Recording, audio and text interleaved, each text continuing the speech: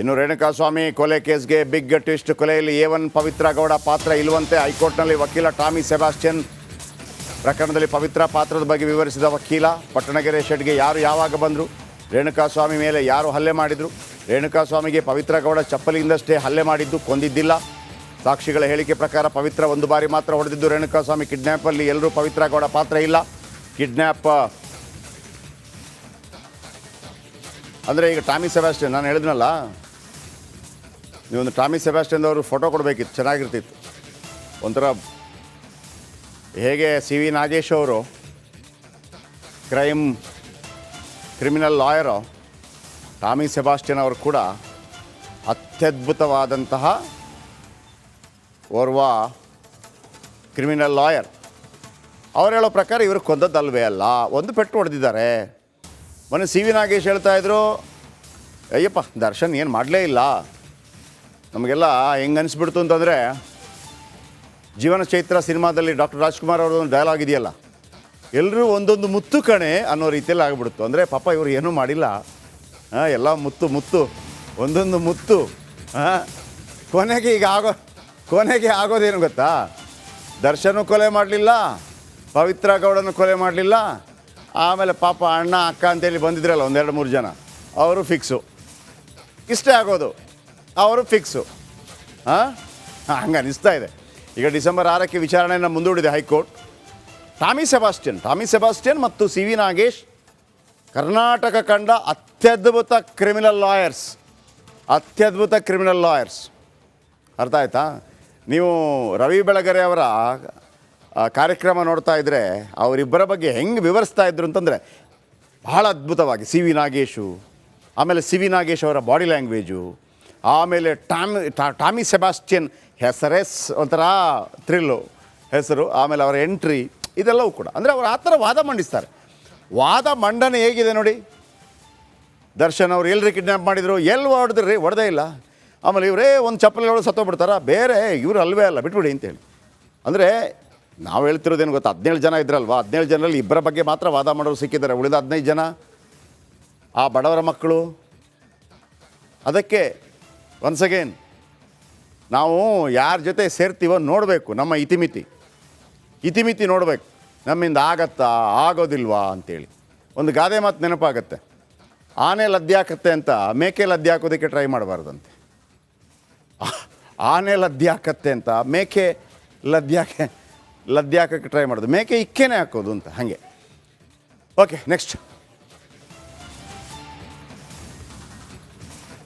ಏನೋ ಜಮೀರ್ ಅಹಮದ್ ಖಾನ್ ವಿರುದ್ಧ ಆದಾಯ ಮೀರಿ ಆಸ್ತಿ ಗಳಿಕೆ ಆರೋಪ. ಲೋಕಾಯುಕ್ತ ವಿಚಾರಣೆ ಎದುರಿಸಿದ ಸಚಿವ ಜಮೀರ್ ಅಹಮದ್ ಖಾನ್ ಸತತ 2 ಗಂಟೆ ವಿಚಾರಣೆ ಮಾಡಿದ ಲೋಕಾಯುಕ್ತ. ACBಯಲ್ಲಿ ದಾಖಲಾಗಿದ್ದ ಪ್ರಕರಣ ಸಂಬಂಧ ವಿಚಾರಣೆ 2 ಬಾರಿ ನೋಟಿಸ್ ನೀಡಿದ್ರು ಗೈರಾಗಿದ್ದ ಸಚಿವ. ಇಂದು ಖುದ್ದು ಹಾಜರಿಗೆ ಸಮನ್ಸ್ ನೀಡಿದ್ದ ಲೋಕಾಯುಕ್ತ ವಿಚಾರಣೆ ಎದುರಿಸಿದ ಜಮೀರ್ ಅಹಮದ್ ಖಾನ್ 2022 ಜುಲೈ 5ರಂದು ರೇಡ್ ಮಾಡಿದ್ದ ACB ತಂಡ ಜಮೀರ್ ಮನೆ ಕಚೇರಿಗಳ ಮೇಲೆ ದಾಳಿ ನಡೆಸಿ ಪರಿಶೀಲನೆ. ಈ ವೇಳೆ ಮಹತ್ವದ ದಾಖಲೆಗಳನ್ನು ವಶಕ್ಕೆ ಪಡೆದಿದ್ದ ACB ಅಸಮತೋಲನ ಆಸ್ತಿ ಗಳಿಕೆ ಹಿನ್ನೆಲೆ ಪ್ರಕರಣ ದಾಖಲಿಸಿದ ತನಿಖೆ. ಕಳೆದ 1 ವರ್ಷ 3 ತಿಂಗಳಿಂದ 3 ನೋಟಿಸ್ ಜಾರಿ, 3 ನೋಟಿಸ್ ನೀಡಿದರೂ ಕೂಡ ಕ್ಯಾರೆ ಅನ್ನದ ಜಮೀರ್ ಅಹಮದ್ ಖಾನ್ ನೋಟಿಸ್ಗೆ ಉತ್ತರ ನೀಡದ ಹಿನ್ನೆಲೆ ಖುದ್ದು ಹಾಜರಿಗೆ ಸಮನ್ಸ್ ನೀಡಿತ್ತು ACB ರದ್ದಾದ ನಂತರ ಲೋಕಾಯುಕ್ತಕ್ಕೆ ಕೇಸ್ ವರ್ಗಾವಣೆ. ಈ ಪ್ರಕರಣವನ್ನು ಈಗ ತನಿಖೆ ನಡೆಸುತ್ತಿರುವ ಲೋಕಾಯುಕ್ತ ಇಂದು ವಿಚಾರಣೆಗೆ ಹಾಜರಾಗುವಂತೆ ಲೋಕಾಯುಕ್ತ ನೋಟಿಸ್ ಹಿನ್ನೆಲೆ ಇಂದು ವಿಚಾರಣೆಗೆ ಹಾಜರಾದ ಸಚಿವ ಜಮೀರ್ ಅಹಮದ್ ಖಾನ್. ವೆರಿ ಇಂಟ್ರೆಸ್ಟಿಂಗ್, ಕೇಳಿಸ್ಕೊಳ್ಳಿ. ಅವ್ರು ಸ್ಟೇಟ್ಮೆಂಟ್ ಮಾಡಬೇಕಾಯ್ತು, ಸ್ಟೇಟ್ಮೆಂಟ್ ಮಾಡಿದ್ದಾರೆ. ಸ್ವಲ್ಪ ಮಾಹಿತಿ ಬೇಕಾಗಿತ್ತು ಅವ್ರಿಗೆ. ಅವ್ರು ಏನೇನು ಕೇಳಿದ್ರು ಅದೆಲ್ಲ ಕೊಟ್ಟಿದ್ವಿ ನಾವು. ಈ ಹಿಂದೆ 3 ನೋಟಿಸ್ ಕೊಟ್ಟಿದ್ರು, ವಿಚಾರಣೆಗೆ ಹಾಜರಾಗಿ ಇಲ್ಲ. 3 ನೋಟಿಸ್ ಕೊಟ್ಟಿದ್ರು, ಬರೋಕ್ಕೆ ಸಾಧ್ಯ ಆಗಿಲ್ಲ. ಇದು ಫೈನಲ್ ನೋಟಿಸ್ ಕೊಟ್ಟಿದ್ರು, 3ನೇ ತಾರೀಕು ಬರಬೇಕಂತ, 3:15 ಗಂಟೆಗೆ ಬರಬೇಕಂತ. 3 ಗಂಟೆಗೆ ಬಂದು ಅರ್ಧ ಗಂಟೆ ಮುಂಚೆನೇ ಬಂದಿದ್ದೀನಿ. ಆ ಸ್ಟೇಟ್ಮೆಂಟ್ ಮಾಡಿದರೆ ಸ್ಟೇಟ್ಮೆಂಟ್ ಮಾಡಿದ್ದೀವಿ. DA ಕೇಸ್ ಅಡಿ ಏನು ಕೇಳಿದ್ರು ಅಂತ ಏನೇನು ಅವ್ರು ಕೇಳಿದಾರೋ ಅದು ಕೊಟ್ಟಿದ್ದೀವಿ. ಮಾಧ್ಯಮಕ್ಕೆ ಹೇಳೋಕ್ಕಾಗ್ತದೆ ಅದು ಏನೇನು ಕೊಟ್ಟಿದ್ದೀವಿ, ಏನೇನು ಮಾಡಿದ್ದಾರೆ ಅಂತ.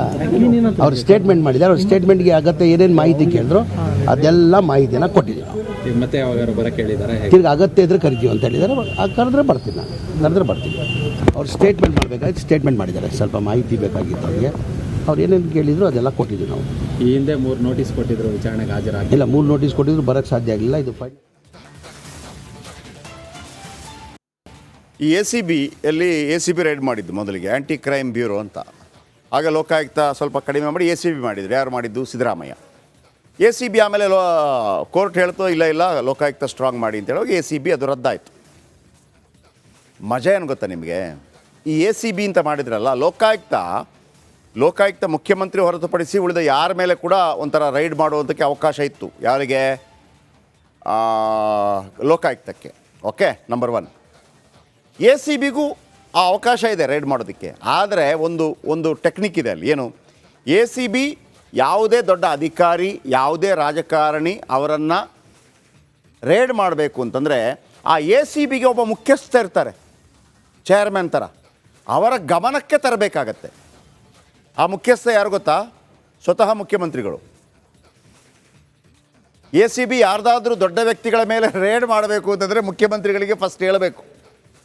ನಿಮ್ಗೆ ಗೊತ್ತಿರಲಿ, IAS IPS ಇದ್ದಾರಲ್ಲ, ಅವ್ರ ಮೇಲೆ ರೈಡ್ ಮಾಡೋಕ್ಕೆ ಬರಲ್ಲ. ಒಂದು ವೇಳೆ ರೈಡ್ ಮಾಡುವಂಥದ್ದು ಬಂದ್ರೂ ಅವರ ವಿರುದ್ಧ ತನಿಖೆ ನಡೆಸಬೇಕು ಅಂತಂದರೆ ಪ್ರಾಸಿಕ್ಯೂಷನ್, ಈಗ ಹೇಗೆ ಸಿದ್ದರಾಮಯ್ಯನವರ ವಿರುದ್ಧ ತನಿಖೆ ನಡೆಸಬೇಕು ಅಂತಂದರೆ ಯಾರು ಅವಕಾಶ ಕೊಡಬೇಕು? ರಾಜ್ಯಪಾಲ ಕೊಡಬೇಕಲ್ವಾ? ಈಗ ಮುಡ ಹಗರಣ, ಸಿದ್ದರಾಮಯ್ಯನ ವಿರುದ್ಧ ತನಿಖೆಗೆ ಅವಕಾಶ ಕೊಡಿ ಅಂತಂದರೆ ಲೋಕಾಯುಕ್ತರು ಸೈನ್ ಹಾಕಬೇಕು. ಹಾಗೆಯೇ IAS IPSಗಳು ಎಷ್ಟು ತಿಂದರು ಮೆದ್ರು ಮತ್ತೊಂದು ಮಾಡಿದರೂ ಕೂಡ ಅವರ ವಿರುದ್ಧ ತನಿಖೆ ನಡೆಸಬೇಕು ಅಂತಂದರೆ ಮುಖ್ಯಮಂತ್ರಿಯಿಂದ ಏನು ಮಾಡೋಕ್ಕಾಗಲ್ಲ, ಲೋಕಾಯುಕ್ತದಿಂದ ಏನು ಮಾಡೋಕ್ಕಾಗಲ್ಲ, ರಾಜ್ಯಪಾಲರಿಂದ ಏನು ಮಾಡೋಕ್ಕಾಗಲ್ಲ. ಆ UPSC ಒಂದು ಸಂಸ್ಥೆ ಇದೆ, ಅದು ಆದೇಶ ಕೊಡಬೇಕು. ಇದು ಯಾವ ಕಾಲದ ಕಾನೂನು ಗೊತ್ತಾ? ಬ್ರಿಟಿಷ್ ಕಾಲದ ಕಾನೂನು. ಬ್ರಿಟಿಷ್ ಅಧಿಕಾರಿಗಳಿದ್ರಲ್ಲ, ಇಂಡಿಯನ್ಸ್ ಅವ್ರ ಮೇಲೆ ಕಂಪ್ಲೇಂಟ್ ಮಾಡಬಾರ್ದು ಅಂತೇಳಿ ಮಾಡಿದ್ದು. ಇವ್ರು ನೋಡಿದ್ರೆ ಈಗ ಅವ್ರಿಗೆ ಬೇಕಾದಂಗೆ ಇಟ್ಕೊಂಡಿದ್ದಾರೆ. ನಮಗೆ ಅಂದರೆ ಜನಸಾಮಾನ್ಯರು ಒಳಗೆ ಅಷ್ಟೇ. ಇದು ಹೇಳಿದ್ನಲ್ವಾ, ಜಮೀರ್ ಅಹ್ಮದ್ ಖಾನ್ ಅವರ ವಿರುದ್ಧ ಅವತ್ತು ರೈಡ್ ಆಗಬೇಕು ಅಂತಂದರೆ ಫಸ್ಟ್ ಸಿದ್ದರಾಮಯ್ಯನವ್ರಿಗೆ ಹೇಳಬೇಕು. ಸಿದ್ದರಾಮಯ್ಯನವ್ರಿಗೆ ಗೊತ್ತಾದರೆ ಹೇಳದೇ ಇರ್ತಾರಾ? ಅಲ್ಲ, ನಾನೊಂದು ಪ್ರಶ್ನೆ ಕೇಳಿದ್ದು, ಹೆಂಗಿದೆ ಕಾನೂನುಗಳೆಲ್ಲ?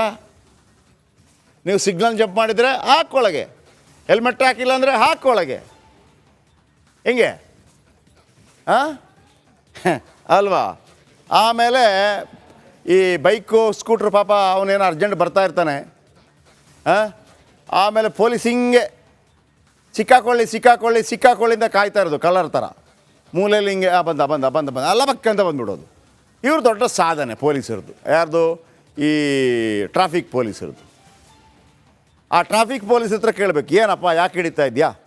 ಹಿಂಗಾಗಿದೆ ಅಂತೇಳಿ. ಫಸ್ಟ್ ಆ ಹೊಂಡ ಸರಿ ಮಾಡು ಅಂತ ಕೇಳಬೇಕು ಅವನಿಗೆ. ಫಸ್ಟ್ ಸರಿ ಮಾಡಿ, ಆಮೇಲೆ ಬಾ ಅಂತ. ಓಕೆ, ಹೇಳಿದಷ್ಟು ಸುಲಭ ಇಲ್ಲ, ಹೇಳಿದಷ್ಟು ಸುಲಭದಲ್ಲಿ ಆಗಿದ್ದರೆ ಒಳ್ಳೆದಿತ್ತು. ಓಕೆ, ಅದೇ ದ್ರಾವಣವನ್ನು ಬಳಕೆ ಮಾಡಬಾರದೆಂದು ಔಷಧಿ ನಿಯಂತ್ರಕರು ವರದಿ ನೀಡಿದಾಗ್ಯೂ ಕೂಡ ದ್ರಾವಣವನ್ನು ಸರಬರಾಜು ಮಾಡುವ ಮೂಲಕ ರಾಜ್ಯ ಸರ್ಕಾರ ಬಾಣಂತಿಯರ ಸಾವಿಗೆ ಕಾರಣವಾಗಿದೆ. ಪಶ್ಚಿಮ ಬಂಗಾಳದ ಈ ಔಷಧ ಕಂಪನಿ ತರಲು ಅನುಮತಿ ನೀಡಿದ್ದು ಹೇಗೆ ಎನ್ನುವ ಸತ್ಯ ರಾಜ್ಯದ ಜನತೆಗೆ ತಿಳಿಯಬೇಕಾಗಿದೆ. ಔಷಧ ಖರೀದಿ ಮೇಲೆ ಪ್ರಭಾವ ಬೀರುತ್ತಿರುವ ಮೆಡಿಕಲ್ ಹಾಗೂ ಔಷಧ ಮಾಫಿಯಾ ಸ್ವತಃ ಮುಖ್ಯಮಂತ್ರಿಗಳೇ ಒಪ್ಪಿಕೊಂಡಿರುವುದು ಆಘಾತಕಾರಿ ಸಂಗತಿಯಾಗಿದೆ. ಮೆಡಿಕಲ್ ಹಾಗೂ ಔಷಧ ಮಾಫಿಯಾ ಸಕ್ರಿಯಗೊಳಿಸುವವರು ಯಾರು? ಕರ್ನಾಟಕ ಕಾಂಗ್ರೆಸ್ ಸರ್ಕಾರವು ಭ್ರಷ್ಟಾಚಾರವನ್ನು ಅಂಥ ನಿರ್ಣಾಯಕ ವಲಯದಲ್ಲಿ ನುಸುಳಲು ಅವಕಾಶ ಕಲ್ಪಿಸುವ ಮೂಲಕ ಜನರ ಜೀವವನ್ನು ಅಪಾಯದ ಅಂಚಿಗೆ ತಲುಪಿಸಿದೆ. ಈ ಸಾವುಗಳು ನೇರವಾಗಿ ರಾಜ್ಯ ಸರ್ಕಾರ ಹೊಣೆ ಮಾಡಬೇಕಾಗುತ್ತದೆ. ಈ ದ್ರಾವಣ ರಾಜ್ಯದ ಎಷ್ಟು ಜಿಲ್ಲೆಗಳಿಗೆ ಸರಬರಾಜಾಗಿದೆ, ಅಲ್ಲಿ ಎಷ್ಟು ಸಾವುಗಳು ಸಂಭವಿಸಿವೆ ಎಂಬುದರ ಬಗ್ಗೆ ಸಂಪೂರ್ಣ ತನಿಖೆ ನಡೆಸಬೇಕಾಗಿದೆ. ರಾಜ್ಯ ಸರ್ಕಾರ ಪ್ರಕರಣವನ್ನು SITಗೆ ವಹಿಸುವ ಮೂಲಕ ಕಳೆದುಕೊಂಡು ಈಗ ಅಲ್ಲಿ ಗೋವಿಂದ ಕಾರಜೋಳ ಒಂದು ಮಾತನ್ನು ಹೇಳ್ತಾ ಇದ್ರು. ಇಲ್ಲ, ಅವರು ಧ್ವನಿ ಎತ್ತಿದ್ದಾರೆ. ಆದರೆ ನನಗೊಂದು ಅನಿಸೋದು, ಕನ್ನಡದಲ್ಲಿ ಅಷ್ಟು ಚೆನ್ನಾಗಿ ನಮಗೆ ಕನ್ನಡ ಅಷ್ಟು ಚೆನ್ನಾಗಿ ಬರ್ತಾ ಇರುವಾಗ ಲೋಕಸಭೆಯಲ್ಲಿ ಅಪೀಲ್ ಕೂಡ ಅದೇ ಥರ ಇರಬೇಕು, ಸ್ವಲ್ಪ ಜೋರಾಗಿರ್ಬೇಕು ಮಾತು ಅಂತ. ಅದೊಂದು ಬೈ ಹಾರ್ಟ್ ಮಾಡ್ದಂಗಿತ್ತು ಅಂದರೆ ಆ ಓದಿ ಹೇಳೋದಕ್ಕೆ ಅಷ್ಟು ಕಷ್ಟ ಯಾಕೆ ಅಂತ ನನಗೆ ಗೊತ್ತಿಲ್ಲ. ಐ ಡೋಂಟ್ ನೋ ಅಲ್ವಾ? ಭಾಳ ಸುಲಲಿತವಾಗಿ ಹೇಳ್ಬೋದು. ಆದರೆ ಅದರ ಜೊತೆಗೆ ಇನ್ನೊಂದು ಮಾತನ್ನು ಹೇಳಿದರು ಅವರು, IV ಫ್ಲೂಯಿಡ್ ಇದೆಯಲ್ಲ, ಅದನ್ನು ಯೂಸ್ ಮಾಡಬಾರ್ದು ಅಂತೇನಿಲ್ಲ, ಯೂಸ್ ಮಾಡಲೇಬೇಕು, ಯೂಸ್ ಮಾಡದಿರೋಕ್ಕಾಗಲ್ಲ. ಅದೊಂದು ತಪ್ಪು ಮಾಹಿತಿ ಆಗುತ್ತೆ. ಎಲ್ಲೂ ಆ ದ್ರಾವಣವನ್ನು ಯೂಸ್ ಮಾಡಬೇಡಿ ಅಂತ ಯಾವ ಮೆಡಿಕಲ್ ಕೂಡ ಹೇಳ್ತಾ ಇಲ್ಲ, ಅಥವಾ ವೈದ್ಯಕೀಯ ಲೋಕ ಹೇಳ್ತಾ ಇಲ್ಲ. ಪರ್ಟಿಕ್ಯುಲರ್ ಕಂಪೆನಿಯ ಐ ವಿ ಫ್ಲೂಯಿಡ್ ಅಷ್ಟೇ. ಅರ್ಥ ಆಯ್ತಾ? ಆ ಪರ್ಟಿಕ್ಯುಲರ್ ಏನು ವೆಸ್ಟ್ ಬೆಂಗಾಲ್ ಮೂಲದ ಕಂಪೆನಿ ಇದೆಯಲ್ಲ, ಮೆಡಿಸಿನ್ ಕಂಪೆನಿ ಇದೆಯಲ್ಲ, ಅವರ ಐ ವಿ ಫ್ಲೂಯಿಡ್ ಸರಿ ಇಲ್ಲ ಅಂತ ಮಾತ್ರ ಆರೋಪ ಇರೋದು, ಉಳಿದ ಎಲ್ಲ ಕಂಪೆನಿಗಳದ್ದಲ್ಲ. ಹಾಗಂತ ಬೇರೆ ಇರ್ಬೋದು. ಈ ಹಿಂದೆ ಇದರ ಬಗ್ಗೆ ರೆಸ್ಟ್ರಿಕ್ಷನ್ ಇತ್ತು, ಅದು ಬೇಡ, ಆ ಕಂಪೆನಿದು ಬೇಡ. ಅದು ಗೊತ್ತಿದ್ದು ಕೂಡ ಯಾರು ತಗೊಂಡ್ರು?